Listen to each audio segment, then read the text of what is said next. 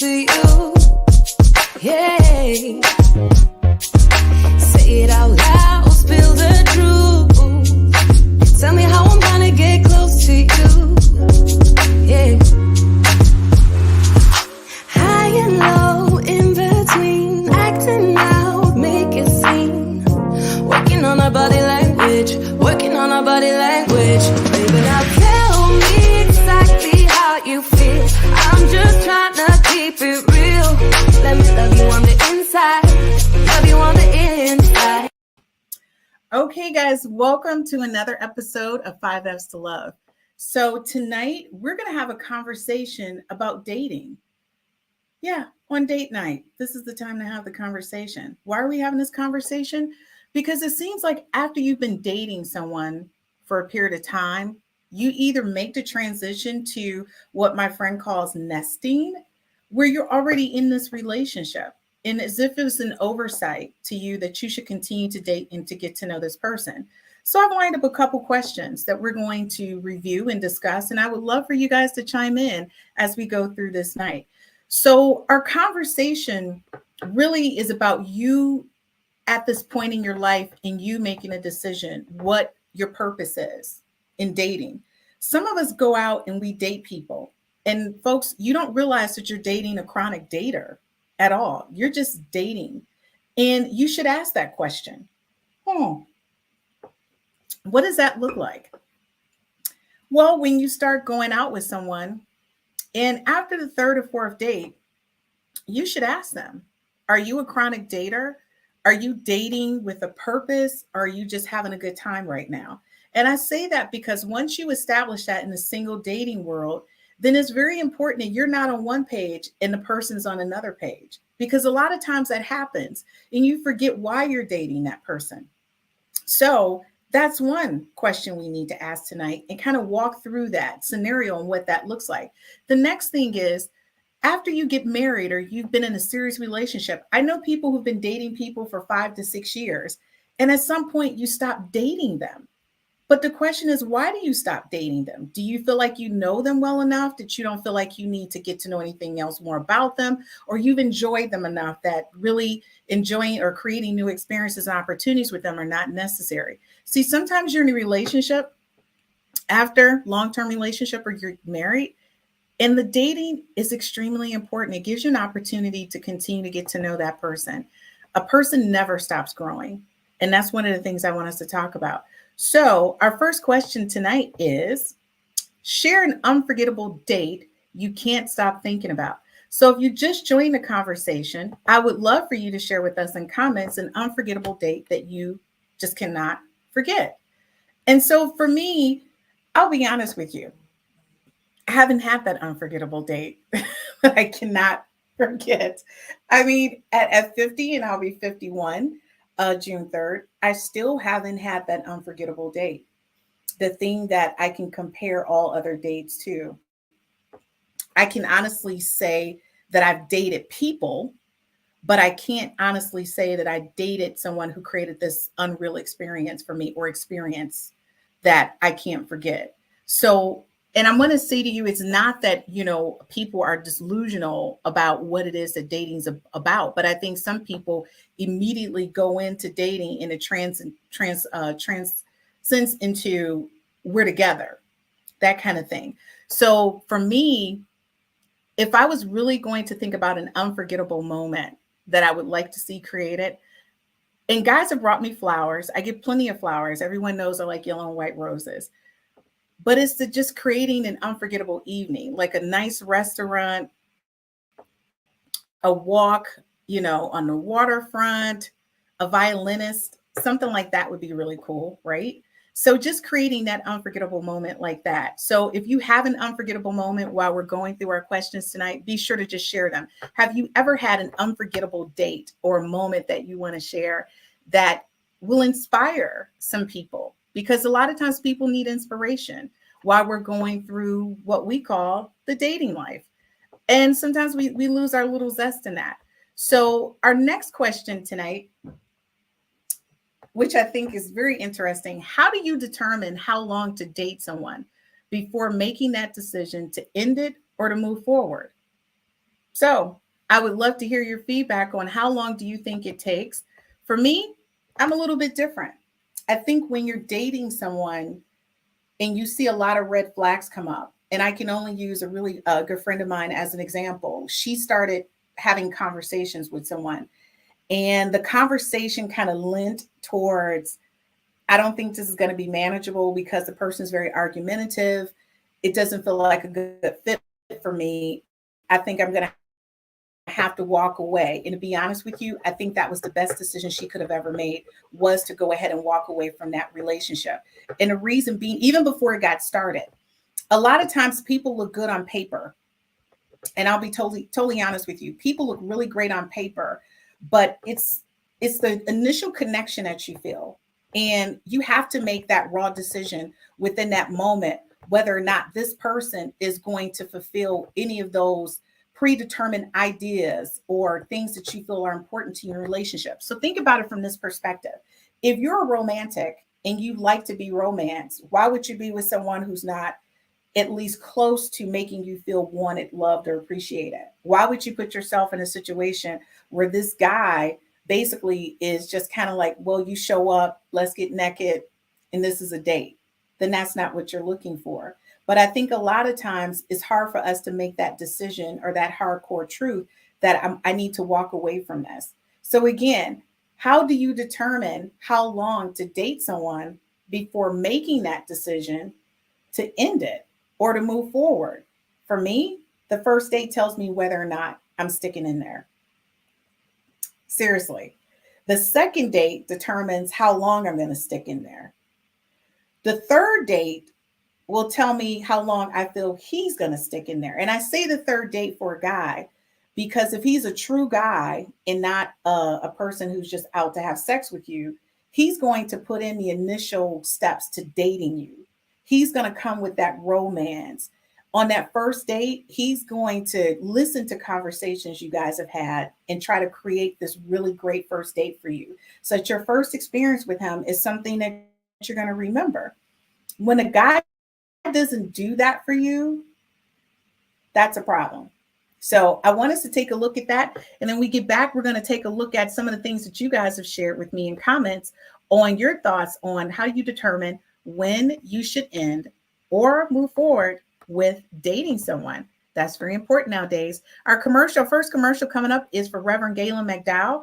And Reverend Galen McDowell, if you watch Real Talk with Men, he is one of our rock stars. So you have to be sure to watch.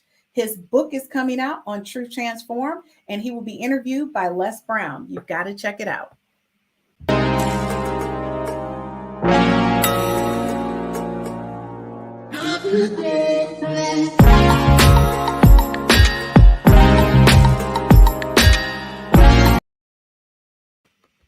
Hey guys, welcome back. Our commercials following this commercial are going to be our standard commercials, but I want to make sure that you guys made sure that you liked and shared the Les Brown Facebook site so you can watch the live interview with Reverend Galen McDowell. We'll be right back after these commercials.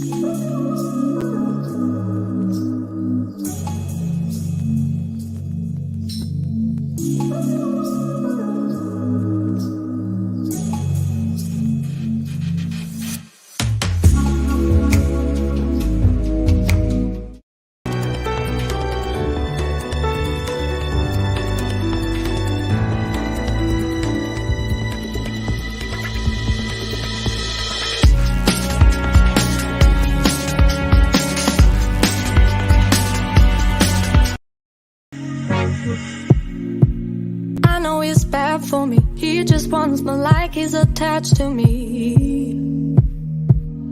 So what's standing in our way? Hey guys, if you didn't take note, our podcast will be moving to Tuesday, starting June 7th with Real Talk with Men. Our Tuesday broadcast will replace our Friday broadcast because it's summertime and we want to make sure our team has plenty of time to date and enjoy the summer. If you guys are in a state where there's 3 seasons like we are here in Michigan, you know our summers are very short. So we want to try to enjoy them as much as possible. So we're going to free up our Fridays. So here we go, guys. So Anissa, thank you so much for joining us tonight. It says, I had to dig deep, but I thought of one great date for context, at my high school prom, we had to go all the way back to high school prom. That definitely concerns me because we had to go that far back. And she said, you would only bring someone who attends the school to the dance. The guy I was dating couldn't go, but afterwards he sneaked out of town to see him. I sneaked out of town to see him in my prom dress. He took me to the waterfront and we walked around and talked. He was flattered and I wanted to spend this special night with him.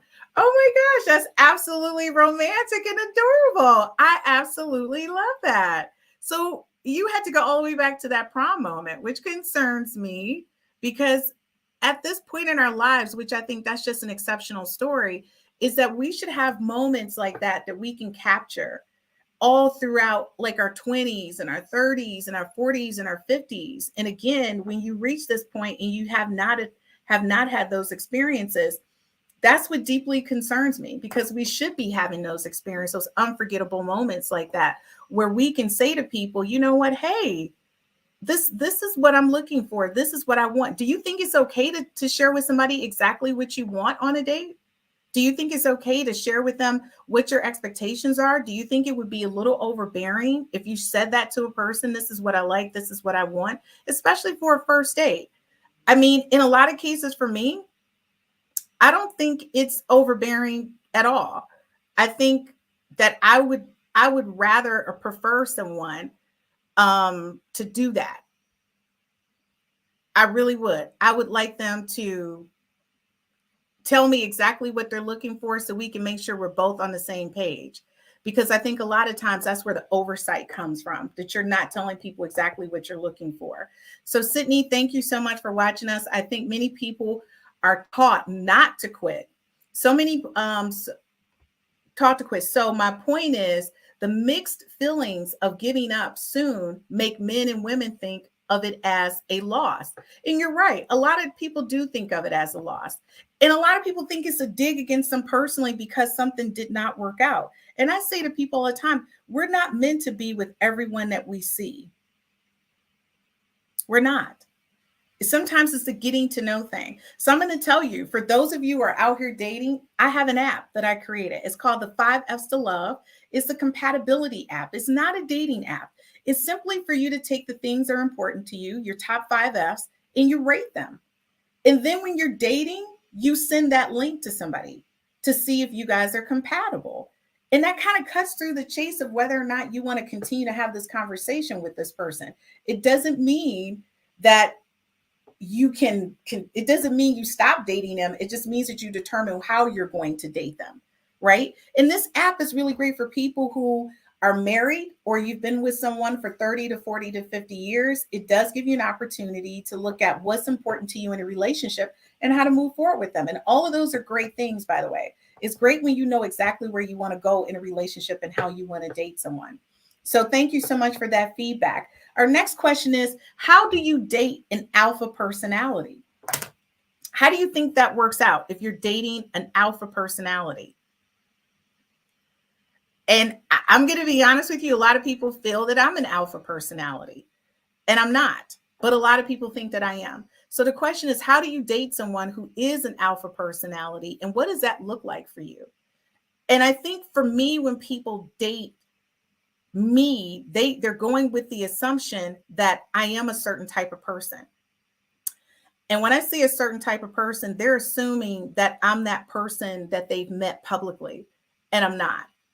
And I think it could be a little bit confusing because when you think about what it is that you want out of life, you always want to look at what's the end result, right? And the end result for me is I want to be with someone who makes me happy and who can make me laugh. I also think that it's important for you to be with someone who strategically is going to take the time out to make you important. So how do you date an alpha personality? I'll be honest with you, I'm attracted to alpha males. And so for me, it's really simple. But I think a lot of women don't understand that. Men don't want to be nurtured when they're alpha male. They want you to know that they know exactly what they want, and they want you to be able to follow directions or to fall in line, right? And that's not a negative thing at all. It's just them being really confident about what they want. But once you get in that space where they know that you love and you support them, they normally back off and allow you to give them that love and that nurture. And it's not that they don't need it, ladies. That's not what I'm saying. What I'm saying is that you have to put yourself in a position where they trust you. Alpha males have this thing of trusting you, and they want you to know that they got it. Like they can run this. They don't really need you to run this. And that's the way they think. Now, I'm not saying it's right. I'm just saying that's what it thinks. But a lot of us women, we like that guy that has that bravado, that confidence, and he walks around like what? We're attracted to that. That's just a woman in us. Just like men are attracted to women who are absolutely adorable, right? They just like that adorable woman who gives that finesse of she's attractive. She's got this. And they like that about you. So just think about that from that perspective and what that looks like for alpha male or alpha personality. And then when you're dating someone who is a female who has an alpha personality, one of the things you have to keep in mind is that she's really a sweet person. You just have to get through, the hard core outside to get to the soft gooey part on the inside. That's the only thing. And when she knows that she's safe with you and she's confident about it, she's going to give you more of that softness. Okay. But you got to get women to a point where it's a safe place for them to be themselves. And I'm going to say, in my world, that's been a big issue for me, is to find someone who's really good with allowing me to be in that safe place. And I'm very grateful I do have someone that does allow me to be in that space and still respect what I do, respect my opinions. And they're an alpha male. And they're very nurturing and supporting to me. And I'm the same to them. But again, they understand who they're with. So I think it's really important that you take the time out to get to know that person and where they're at in that relationship. And so Allison said, exactly on point. And thanks, Allison, for joining the conversation. Guys, it's really hard when you look at an alpha male or female. And the only thing I can say to you is alpha males are more towards, I have you and I could get somebody else if you don't work out. So either you fall in line or you're out. Alpha females are a little bit different in that. Their attitude is just respect who I am and what I do. Not that you're replaceable, just respect who I am and what I do. And I think men sometimes are a little put off by that, but they need to understand women work really hard to get to the spaces that they're in. And they just want to be respected so that they can feel that support to continue to do what they do in the spaces that they're in. But agreeable, sometimes the alpha personalities, be it be male or female, can kind of take over a space. So you need to look at that as well. So our next question is, do you think men or the dominant personality sets the tone for the dating experience, which means length of time? So my example, and the way I'm phrasing this is, do you think that person makes a determination right away whether or not this is going to be a short relationship or a long-term relationship, the dominant personality, or do you think the submissive personality creates that tone? So I'm kind of eager to see what you guys think, whether it's the dominant personality or a submissive personality that sets the tone for the relationship. And so what we got was, Allison said yes. Yes, Allison, you think it's the dominant personality, or do you think it's the submissive personality? That is the question for tonight. So all of these things are very interesting because I think when you're dating, you need to decide what personality you are, whether you're going to be the dominant or you're going to be the passive, because that does make a difference in how you date and when you date. And that's a huge conversation. And the other thing is, you need to decide whether or not, how can I say this? Whether or not you are prepared to do what it takes to make that relationship work. I mean, when you think about it, it's a big to-do on how you aggressively attack or interact with people. So when you think about it from that perspective, and this is just a good example, I normally date alpha males. And you're probably wondering, well, Christine's an alpha female. I can be, but I'm also pretty laid back too. So look at it from this perspective. In a relationship, I normally look at what's needed in order to make the relationship work. Okay. That's my first step, because my initial step is to have that conversation with them to ensure that everyone is comfortable with the level of respect or understanding that we have for one another. Okay. And what I'm saying is that in a relationship, sometimes we overlook what it is that we're doing in a relationship and we focus merely on ourselves. So when you look at it from that perspective, are you making the right choice? So Brian, thank you so much for joining us. I think a submissive sets the tone. And Brian, you say submissive. All right. Allison said the dominant. And Anissa said, yes, I think the dominant personality sets the duration of the relationship. And I'm going to disagree with you guys. It's the submissive. The submissive person in the relationship sets the tone. But one of the tricks to this is this. The dominant person likes to be led, but they are led by their domineering personality, which means it's like anything else. If you feed into their need and their desire, then you're going to get their attention. And once you get their attention, then you kind of direct the traffic. But you've got to be there in that space to understand how to get to the core of what it is that they're expecting or wanting. And then once you realize that, then you win them. And when you win them, that submissive ends up controlling the relationship. It's like one of the things my mother used to always say, your father thinks he's the boss. And I used to laugh all the time. I said, well, he is the boss. He goes to work, he's making the money, he is the boss. But he wasn't. My mother actually managed all of us in everything that she said and she did, and everyone kind of rotated around her. So, but she was the submissive. She was the laid back personality. Later to find out that's how you manage things. It's not so much you making a decision about what it is that you do, right? It's about you allowing the other person to think that they're making a decision in a relationship about what it is that you say or you do. So those are the things that I want you guys to keep in mind, that when you're dating, it's not always the dominant personality. It's the person who's actually paying attention to the relationship and the direction that it could go in.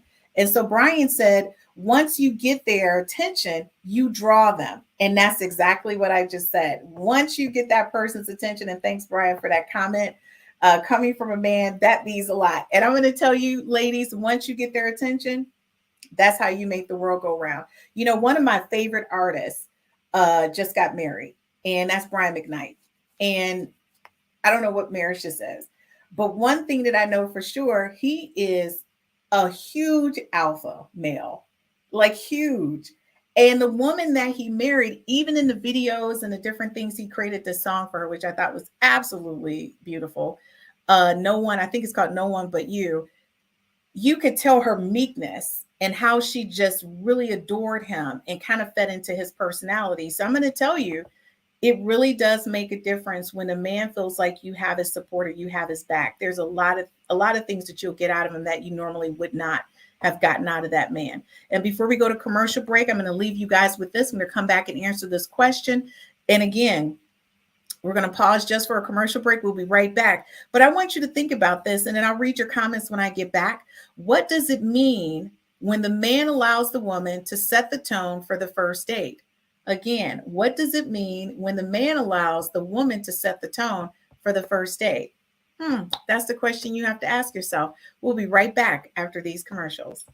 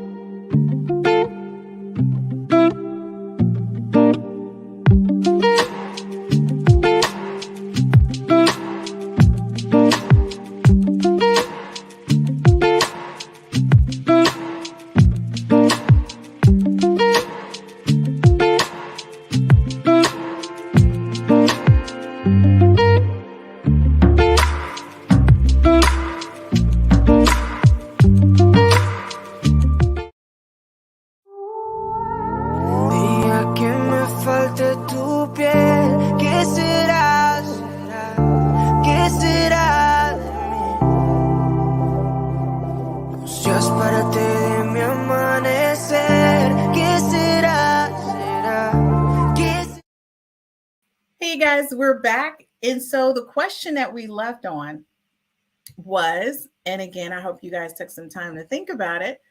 When you start dating someone, it's always, what does it mean when the man allows the woman to set the tone for the first date? And a lot of men or a lot of women may think, yeah, what does that mean when you allow them to set the tone for the first date? Well, prospectively, that means that you're hearing that person's voice, that you're understanding what their needs are. So you have to understand, if you're the person, the dominant personality, and you're looking at dating this person, whether it's for a purpose or not for a purpose, the thing is, why wouldn't you allow that person to set the tone for the date? What does that look like for you? And how important is it to you to allow that person to feel loved or appreciated during that time? Now, mind you, if this is just a quickie, you don't really care, then, you just, whatever, you don't have to put that much effort into it.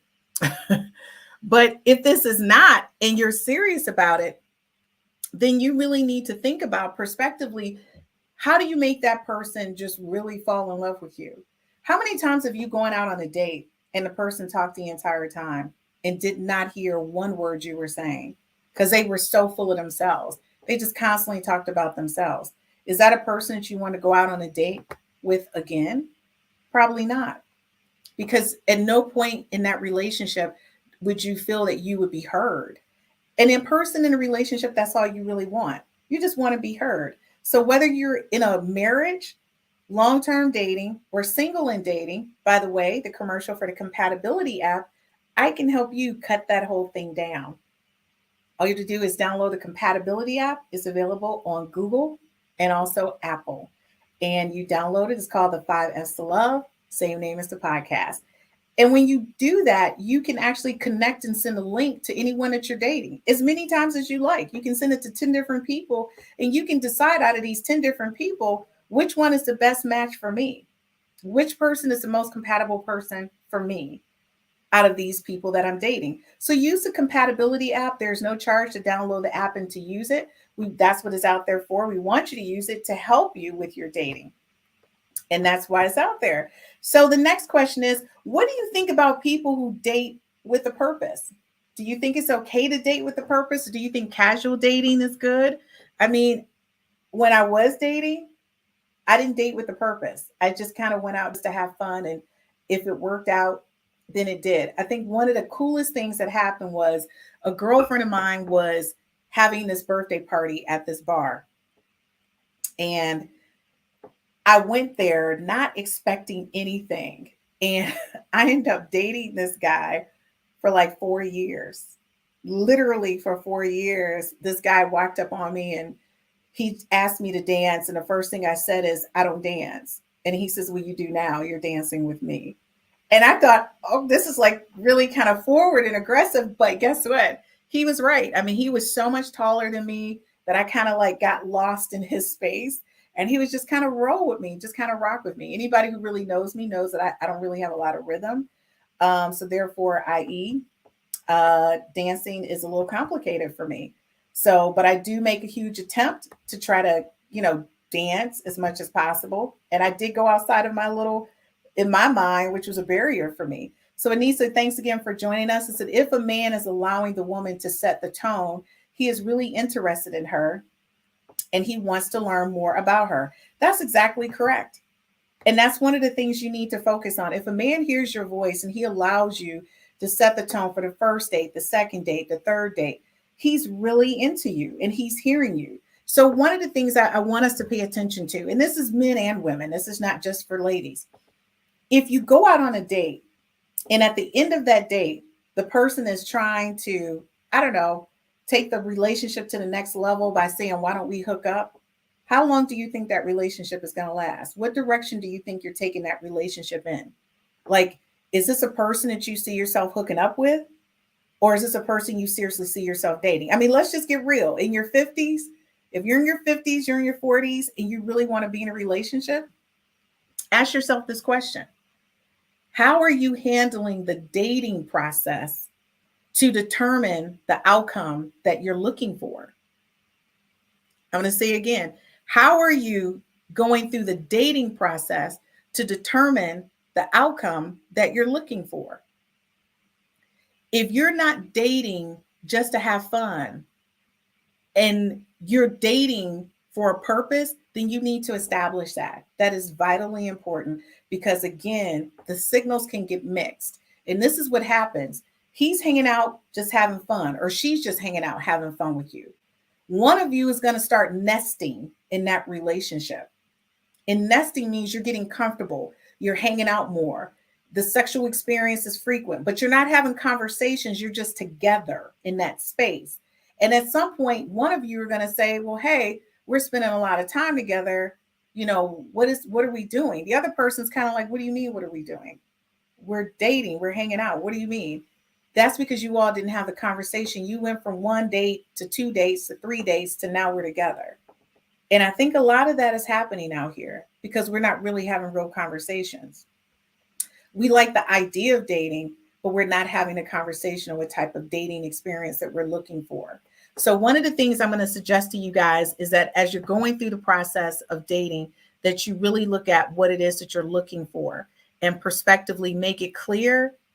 I'm having a good time this summer. I'm not looking for anything serious, but it'd be great just to get out, go to the movies, maybe go on a couple of vacations. I'm looking for somebody to hang out with. Now, if that's not your ticket, at this point in my life, I'm looking for somebody who I can spend quality time with. Not necessarily married, but someone I can spend quality time with. I'm not a chronic dater. I don't like to date a lot of different people, but where are you at right now? That way you kind of cut through that.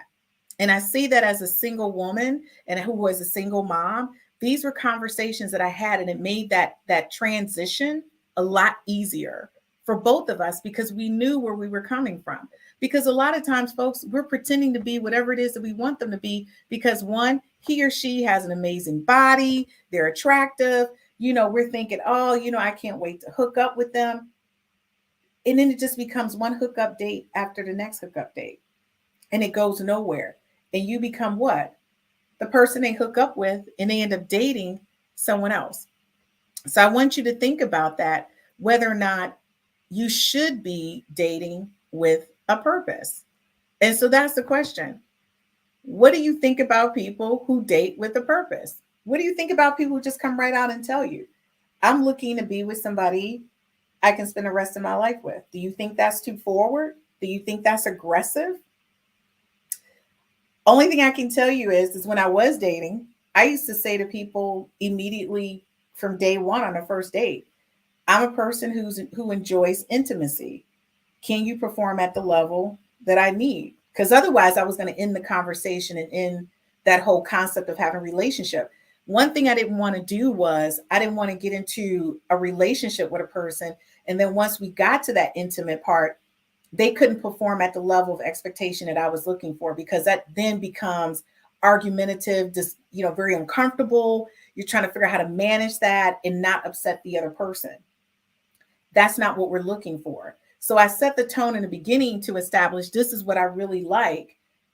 Are you going to be able to measure up, right? And of course, a lot of people talk. So the question I always ask myself, am I talking to the representative or the real person? Because the representative is over here cheerleading, saying, oh, yeah, I can do this. But the real person is saying, you know what? I'm having complications. I don't know if I can live up to this. And sometimes a man doesn't want to tell you that he can't. But guess what? You have to ask certain questions, ladies. You have to ask questions like, when was your last serious relationship and how long did it last? If a man tells you that he was in a relationship and it was like a couple months, okay. If he tells you a couple years, that means he's still sexually active. But if that long-term relationship was 5 years ago and up until this point, he just had a couple little sprouts here and there, you want to question that. That does not mean that he can't perform sexually. It just means that he may have some problems. Because one thing I will tell you, any man that can perform sexually, he's not alone. He's got a hookup, somebody he's with. He's not just sitting there. Now I'm going to change the conversation, because nowadays women, we are in the same role because we've moved away from that traditional way of thinking that I have to be in a long-term relationship. And now what we're doing, we're telling people you're the hookup. I'm just going to call you when I'm in a mood. And then we can just get together and go about your business. I don't want to date you. This is just what I want to do. That's dating with a purpose. So again, whether your purpose is to get married, whether your purpose is to be in a long-term relationship, whether it's just to find a safe person to have sex with. And I'm gonna be honest with you, I think a lot of times we should have that conversation. Sex out here today, it's not like it was 20 years ago. I mean, you got COVID in the mix now, so you could get really sick or die. Then you've got AIDS, you got herpes, you got all of these other things, venereal diseases out here. People, it is, you need to have the conversation. If you find somebody who is a clean person, that you know sexually transmitted diseases, and you just say, look, we're going to stay together. Our purpose is that we're going to hook up. We can date who we like, but we're only intimate with one another. Then that's the conversation you should have. Now, mind you, a lot of women may be uncomfortable with that, but that's a real conversation that you might want to have. Okay. So Allison, thanks again for joining the conversation. She said, but sometimes they measure up for a minute, and then after 90 days, he transforms into a lazy person. He really is. That is the thing. And Allison, you're so right. Folks, how long do you think it's going to take before you meet the real person? That's why you shouldn't jump into bed with anybody right away. One of the things that Reverend Galen said on a couple podcasts a couple weeks ago was, you really need to take the sex out of relationship and just get to know the person. What happened to going to the movies, playing putt-putt golf, going for walks, meeting for lunch? A lunch date is just as important as a dinner date. Take the time out to get to know the person, to really see who you're with. Because like she said, Allison said, 90 days, he turns into Bobo, the lazy bear. And you're sitting there like, okay, what happened to this dude who was this and all that? Folks, let me tell you something. I dated somebody, and I thought because they were in law enforcement and running around all day, guns, all this, he was going to be so exciting. I was like, oh my gosh, he understands how, delicate life is. It's going to be magical, right? Honey, he came home and played video games every day. That's what he did. He said he needed that to unwind. And I'm looking like, are you kidding me? I waited for you to get home, and this is what I get. I'm getting this. So what I'm saying to you is, in my mind, I thought he's in law enforcement. Hey, he knows how, life could be going like this. We're just going to go out and just ride the rampants. That's not what happened. It was a total opposite. He did video games, which was not cute. So Anissa, thanks so much for joining us. I agree. Both parties have to agree on the terms of the relationship. Folks move in together and have babies, and one party assumes there's a commitment. The other is just spending time until a better option becomes available. I'm going to tell you, folks, that happens more times than not. We're so quick to jump into relationships. Again, the 5 F's to Love compatibility app. It is not just for people dating. It's for married couples as well. And we're going to get into the married couples dating and continuing to date and getting to know one another. It's one thing that I'll say to you, a person, and I should say a personality, is like the earth rotating. The more things that you experience in life, the more your personality shapes and molds. Now, there are going to be some common things that don't change, but your opinion perspective will change. So what I'm going to say to you guys is this: never stop dating. You're always going to find out something new and exciting about that person. You know what dating is? Cooking classes. Why not go to cooking class? Take a dance class together. Why don't you guys work out together? Why don't you read a book together and get the person's opinion about the book? I mean, it's so many different things that you can do. Some of them are expensive, some of them are not expensive. I mean, have you ever thought about just going to a retreat? How many people have taken a retreat with the person they wanted to be with? Like a 2-day retreat. Go to yoga retreat just to get to know them outside of the space that you're in. Those are the things that matter. Matt, thank you so much for joining us. He says dates are meant to be magical. That's what I always say. A date should be magical. And Matt, thank you so much for saying that as a man.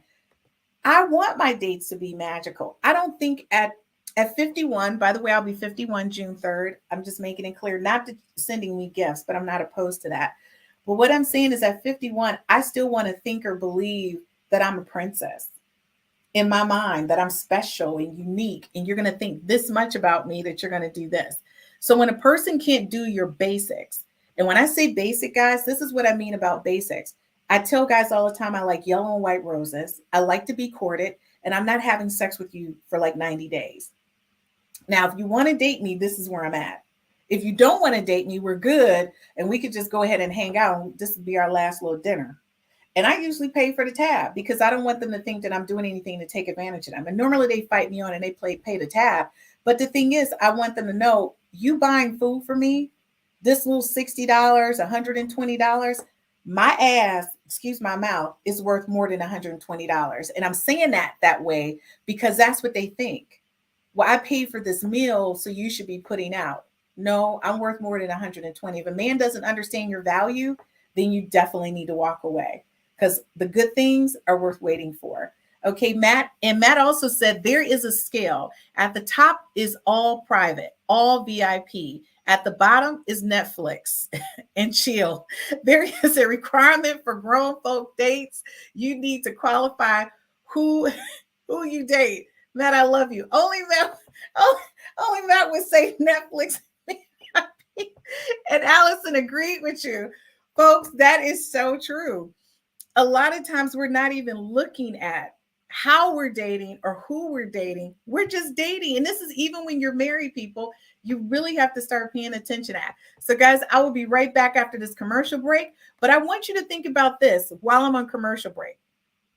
The next question I'm going to ask you is, what do you think when people stop dating after being with someone after 3 to 6 months into relationship? So the question is, why do you think people stop dating after being with someone in a relationship for 3 to 6 months? Why do they stop dating them? That's the question I want answers to as soon as I get back from this commercial break. You a bad bitch, or you a bad bitch, or you a bad bitch, is you a savage? Well, whether you are a bad bitch or a savage or whatever you want to call yourself, I am here to talk to you today about a book called Bad Bitches and Perfect Pitches that is authored by Precious Williams. One of the biggest differences between you and your competition in any facet of your life is the fact that they know how to effectively communicate and you don't. See, in this world, you don't have to be the smartest, you don't have to be the prettiest, you don't have to have the most money, but you do have to be able to sell yourself. Now, Precious Williams comes from the inner city of St. Louis, and she, in her book, has shown you how to elevate your life by using the gift of gab. Now, Precious Williams' book has been featured on Forbes, CNN, LinkedIn, Black Enterprise, and more. It can be found at www.perfectpitches by Precious. Now go ahead and buy today so you can be on your way to being a bad bitch.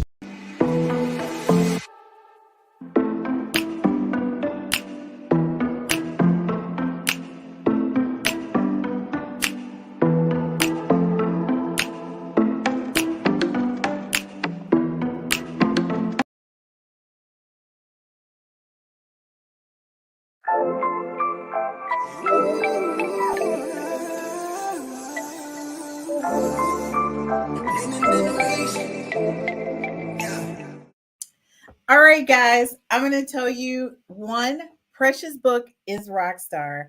So we're clear. And it's not just about you making a pitch. It's you being able to pitch yourself and feel confident about who you are. So I'm going to say I have both books and I think it's really awesome. And I really like them. And I can only tell you, if you're a person who's really focused on doing something with your life, you got to get the book.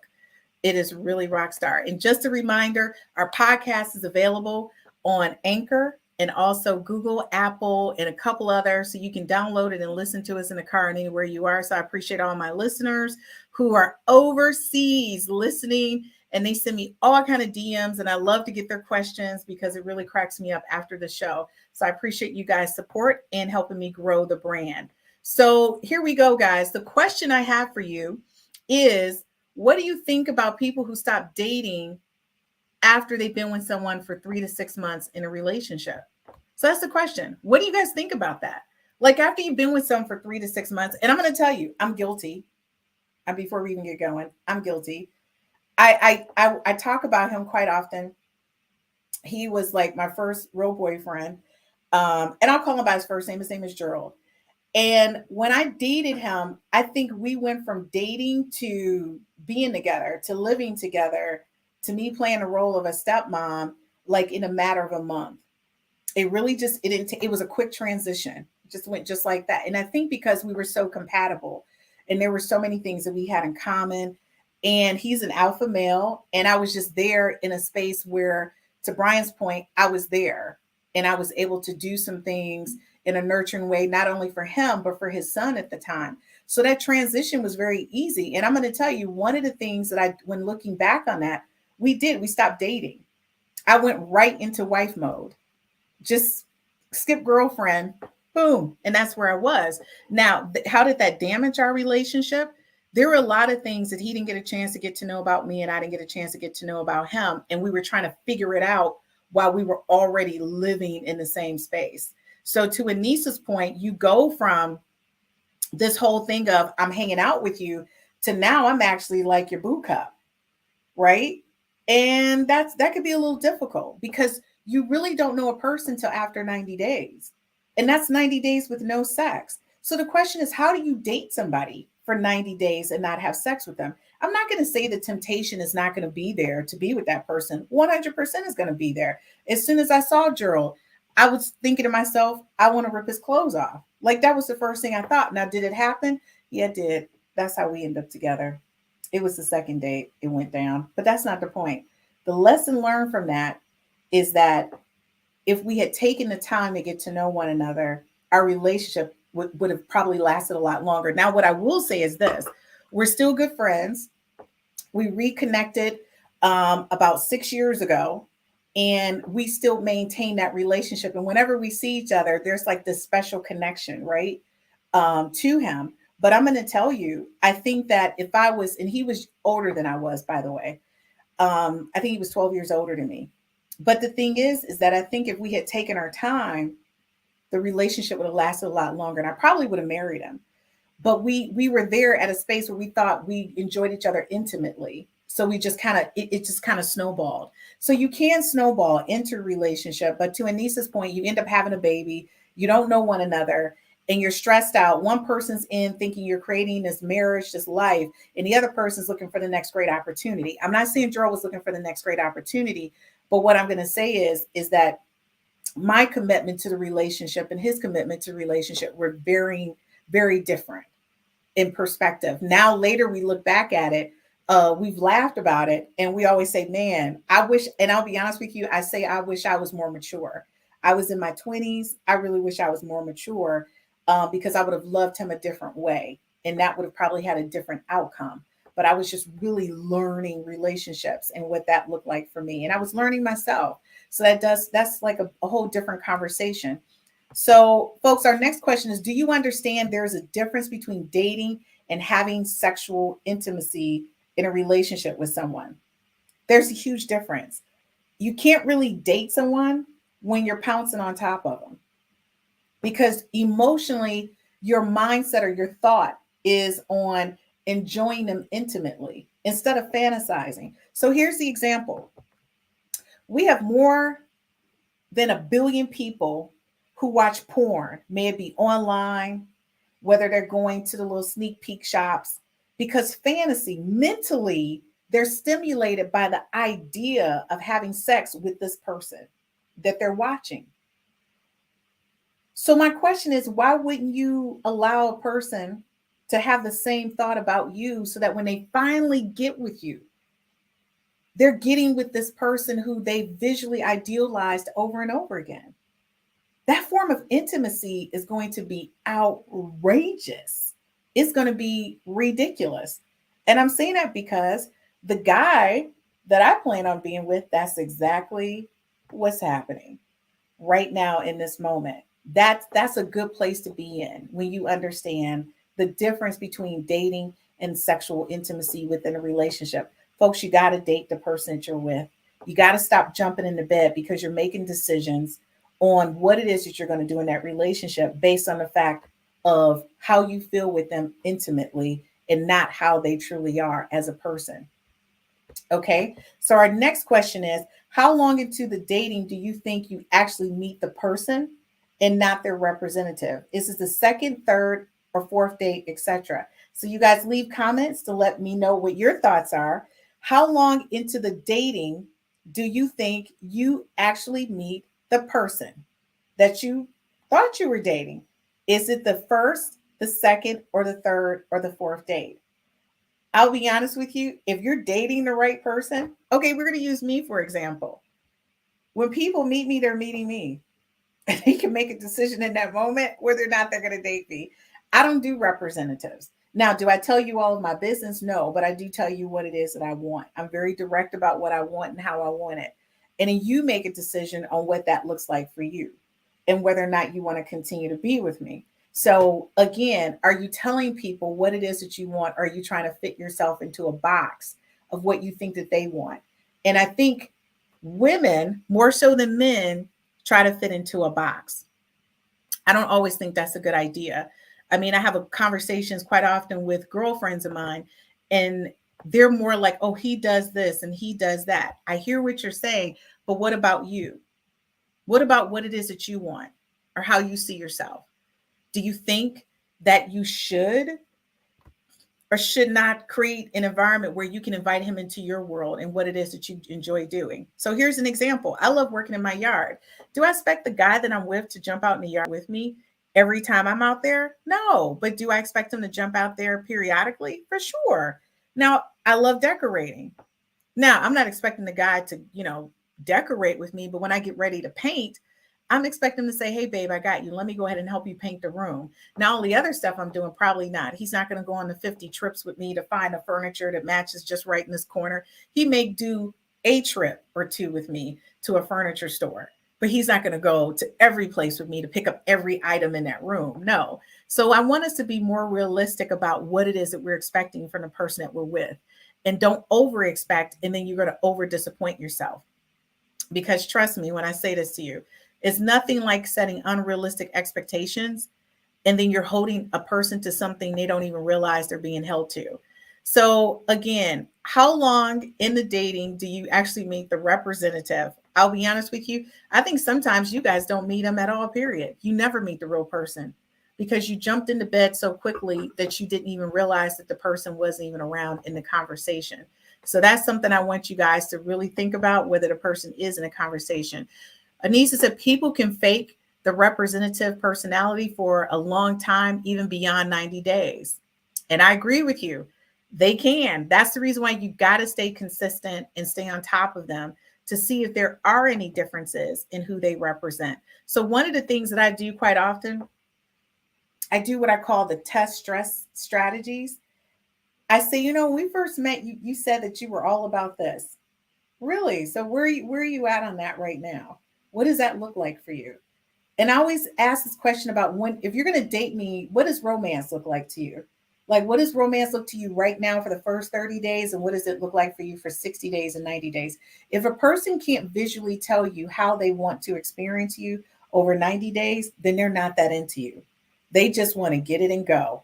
So ladies, again, if a man is truly into you, I'm not saying when you meet him at the bar, this is not what I'm saying. When you meet him at the bar, no, he shouldn't be having this conversation with you. After he's asked you out on a date and you all exchange phone numbers and you download the 5 F's to Love compatibility app and you do what's important to you, you're 5 out of the 16 F's and he does his and you rate yourselves. That's the conversation you have over dinner. You'll say, you know what? Out of our top 5 F's, 3 lined up. So I think this is, if we're going to do something, this is where we line up. And you can talk through the other things that didn't line up and why. So that's, again, 5 F's to Love compatibility app is not a dating app. It's a compatibility app. It's a great place to start. And so Allison said exactly right. Guys, you really got to start paying attention to what's being said and what's not being said. So here we go. Do you think adding labels to relationship diminishes the romance? Do you? I'm going to tell you, you need to look at that personality. For the person that you're with, if you're with a person who believes in casual or has an issue with commitment, yeah, as soon as you put a label on it, it's going to totally freak them out. Again, don't rush into the relationship. Really get to know who they are and find out if they're really into dating or they're just chronic daters. So the question is, what do you think about women making the choice to date multiple men. What do you guys think about that? And keep in mind, when you're dating, it doesn't mean you're having sex with all of these people.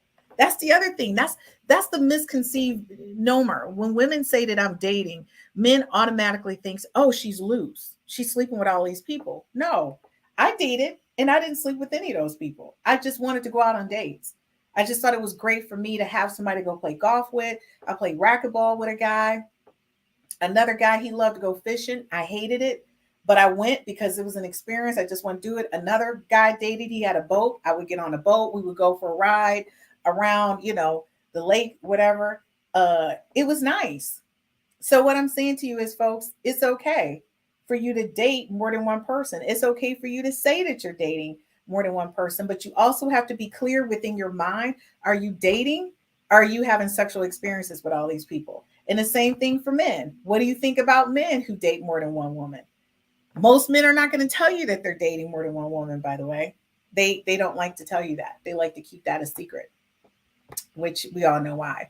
Because those are most of the time people who date people chronically, like over years. And somebody says, well, if you meet a guy, what's the difference between a guy over 50 or a woman over 50 who hasn't gotten married? That's always the question. And they always say, well, what's wrong with the woman if she hasn't been married? What's wrong with anyone who hasn't gotten married over 50?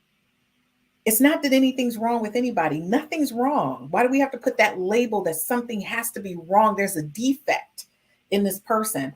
Let me be clear. I don't have a defect. I was just busy. I was busy with my career. Then I became busy helping out with my parents. And I was busy being a mother. And now I'm busy to creating my companies. It's nothing wrong with me. I've just been busy. I haven't been sitting around thinking to myself, oh, I want to be Mrs. So-and-so. No, that's not what happened. I literally have been extremely, extremely busy. And so that's what you want to look at. Just because a person hasn't been married doesn't mean they have not been busy. So Roz, thank you so much for joining us. She said, yes, women like men should be able to pick and choose until you find the right person. 100% correct.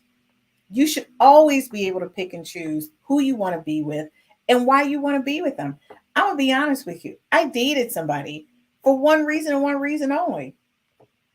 He had a boat. And then for the entire summer, I just wanted to be on a boat.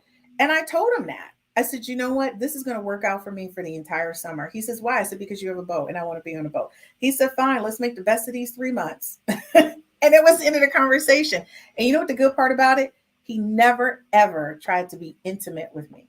We had the best time. I'm not saying we didn't cuddle. He made this little fire thing for me. He cooked. And I didn't sleep on the boat, but I would go down and visit his boat quite often. And he was such a great guy to me. So I'm going to say you do have those spaces and opportunities, ladies, where you can actually date and be with somebody. So Allison, thank you so much for joining. She said, it does make me wonder, though, when a man isn't married because they're natural hunters. I agree with you. Men are natural hunters. And I'm going to say with you, sometimes that tooth gets a little long and they think they got some more hunt left in them. And they don't. They one step away from what I call elder care. And right now to this day, I can name 6 people who are one step away from elder care, but they still think they got choices. And that's just a hunt in them. They feel like they can always one up or get better. And that's just what a lot of men think. It doesn't make it true, but they do that one up. And that's what makes it really bad. So Roz says the boat was your purpose. Exactly. The boat was my purpose. And I dated him for a purpose, but also made it clear that I was dating him for that purpose. It wasn't like a hidden secret or anything like that. I was very forthcoming about that. And I think that's what he liked about me too. I think maybe other women approached him and they just try to pretend, but I didn't. I was very serious about what it is that I wanted. And this is a question I want to ask you. Are you making a conscious decision or effort to date your partner? Folks, this is it. Before we go, I just want to make it clear. If you're married or you've been in a long-term relationship, don't stop dating them. Don't stop making that person feel special. I know people, they only get special gifts on their birthdays and their Christmas. Folks, when I get married, which will be soon, I want my husband to treat me every day like it's a new experience. I want us to spend time talking and cuddling and getting to know one another all throughout that process. when you make that commitment to someone, folks, life is too short not to truly enjoy them and to be with them in a way that only you understand or comprehend what that love means. And I'm going to say to you, so many times I've heard women say, my husband just stopped dating me. He just stopped. Folks, if your husband is spending a lot of time away from the house, you need to make a conscious decision to talk to him about it and make sure he understands how important it is. And the only thing I can tell you is that when you're dating in your 50s, every day is special, not just getting married. Okay. Some men are unmarried because they haven't been hurt. Some men are unmarried because they've been hurt. And that's, you know what? And Raj, you're right about that. A lot of men get hurt and it's just unforgivable. They just can't get past it. And they say that we carry a lot of emotional baggage. Men carry a tremendous amount of emotional baggage. I can't tell you how many of my male friends I go, really? That happened to you? That's probably happened to me 100 times. So get over it. You got to make it together. So how do you reintroduce dating into a relationship? Folks, let me tell you something. If you wanted a pair of shoes, if you wanted a house, if you wanted a car, if you wanted that new motorcycle, if you wanted to go on vacation, you would reintroduce that to the person you're with. You would figure out how to have that conversation. If you want to save money, you would figure out how to have that conversation. One of the things I'm going to tell you, no man is going to ever turn down, and I don't care what's going on in a relationship. If you look at men, show up in a trench coat with nothing on, and some beautiful red shoes or whatever his favorite color shoes are. Okay. Because in their mind, they have this fantasy of a woman in a trench coat. And ladies, I need you to get beyond this. We always think that our body is not acceptable. It's not acceptable to us because we critique it so much. A lot of times men, they're beyond that. Okay. And if you're with a man that's not beyond that, the only thing I can say is try to shoot for what it is that he enjoys or likes. And then you're still going to win. Put a negligee on and not just be naked then.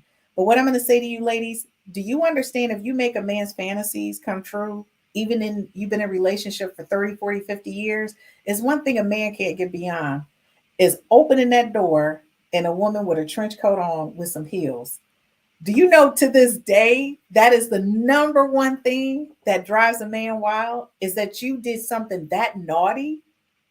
Honey, you can change the relationship.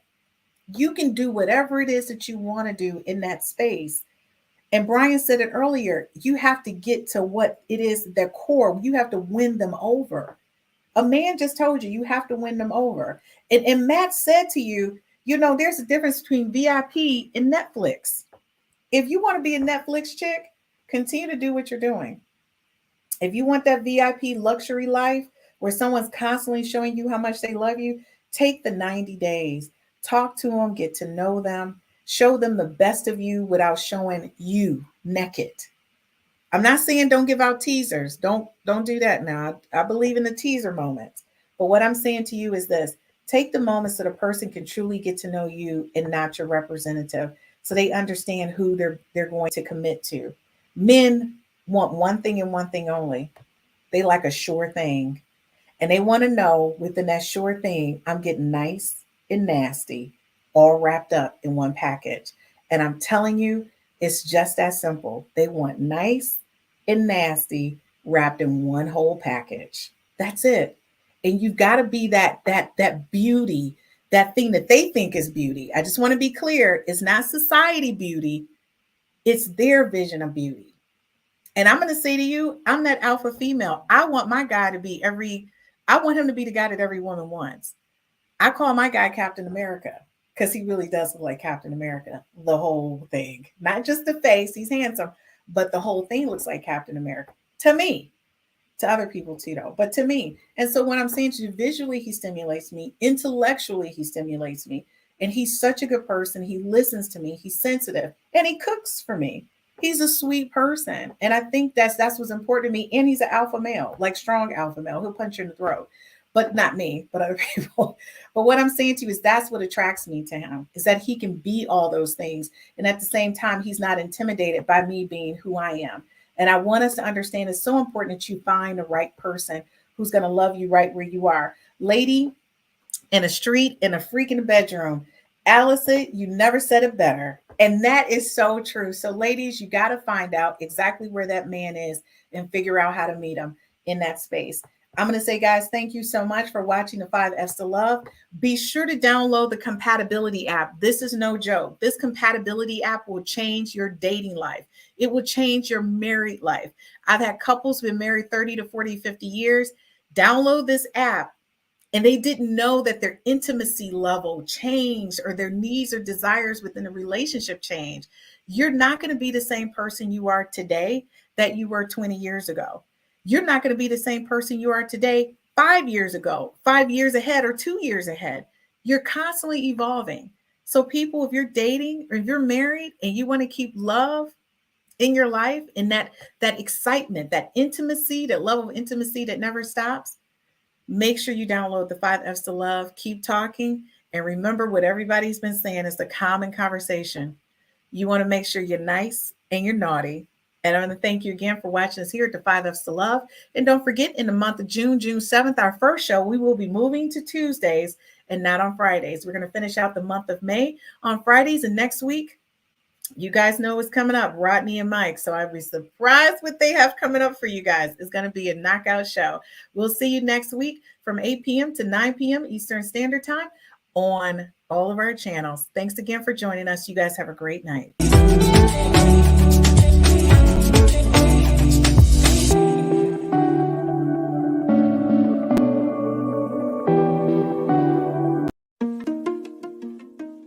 My name is Christine Burkett, the inventor of the 5 F's to Love. This is a compatibility app. It's an app that gives you an opportunity to rate words that start with the letter F in chronological order of importance to you, to help you find your one true love, your soulmate, and the person you're going to spend the rest of your life with. So after you've taken the time to rate your F's in chronological order, you send a link to the person, I don't know, you just met, or the person you've been dating for quite some time. Or maybe it's the person you've been married to for 30 to 40 to 50 years. And then you compare your top 5 F's to find out what things you have in common and things that you may perhaps need to work on. This is taking a simplistic perspective on how to find your one true love, your soulmate, the person you're going to spend